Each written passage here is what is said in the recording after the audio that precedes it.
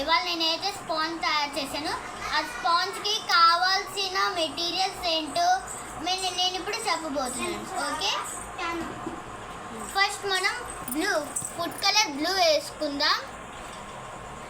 And మనమైతే red వేసుకుందాం. ఆ తర్వాత పింక్ అండ్ ఎల్లో. ఆ నెక్స్ట్ ఏమో మీరు న్యాచురల్ ఐడెంటికల్ ఫ్లేవర్ స్ట్రాబెర్రీ వేయండి. ఆ తర్వాత గ్లిటర్. ఇవన్నీ వేసి కొంచెం మిక్స్ చేయండి. మిక్స్ చేసేస్తే మనకి అది కొంచెం కలర్స్ అన్నీ మిక్స్ అయిపోయి ఒక బ్లాక్ కలర్ టైప్ వస్తుంది మీకు. ఆ కలర్ రాగానే మీరు కొంచెం crystal powder and borax powder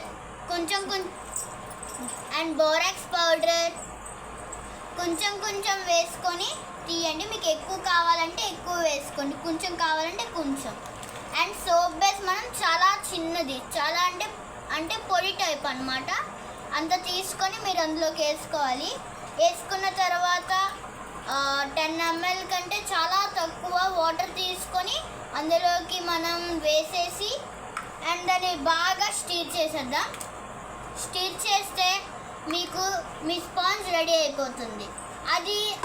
అది నాకు తెలిసి బ్లాక్ అండ్ డార్క్ గ్రీన్ కలర్లో వస్తుంది. సో ఇప్పుడు నేను చేసిన స్పాంజ్ ఏమో నేను మీకు చూపిస్తా. ఇదైతే స్పాంజ్ అన్నమాట. ఇప్పుడు మనం దీన్ని గ్లౌజెస్ తీసి ముట్టుకుందాం. సో నేనైతే గ్లౌజెస్ వేసేస్తున్నాను.